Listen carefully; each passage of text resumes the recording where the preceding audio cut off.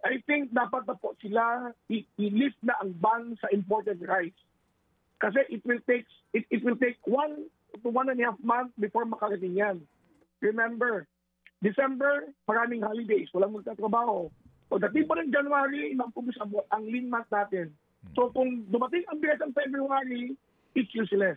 Mataas by that time, mataas ang presyo ng bigas. Oo. So, kumbaga, brace for impact dito sa kanilang mga regulasyon pinatutupad pag hindi pa sila nakinig kasi ang FFF din ironically nagsasabi na talagang kailangan na i-lift yan. Otherwise, may problema tayo by first quarter.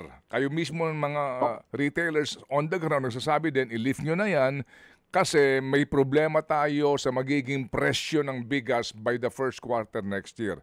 Oo. And we hope that they will listen to you. Sige. So, pasalamat tayo dito kay Sir Frederick D., ang Pangulo po ng GRECON dyan sa Eastern Visayas. Last na lang po, pahabol na tanong, Sir Frederick, it's obviously kung hindi malilift, kahit pa malift yung import ban, hindi aabot by January yung orderin na bigas ng gobyerno natin.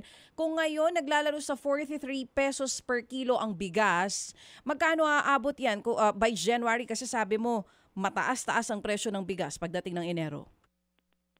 DJ Chansa, baka umabot to ng 47, 48 pesos. Oh, wow. Yung well meal rice dito, yes, mataas yan. 47? Baka umabot ng 48 pesos. Hanggang 48 pesos. Oo. Opo. Oh, pero Sir Frederick, alam naman na siguro ng gobyerno ito, nakulang tayo sa bigas ngayon pa lang. Bakit hindi nila inagapan? Kaya nga, yan ang hindi ko po alam. Actually, yung timing nila doon sa pag-ban ng importation ng bigas, mali yung timing. Nag-ban sila ng importation, nasa kalagitnaan na tayo ng harvest. Actually, yung plano nila, yung programa is mabuti po para tulungan ang farmers natin. But the problem is, wrong timing. Wrong timing. Palagay ko naman dapat memorize na nila yan sa DA kasi yan nga ang kanilang trabaho.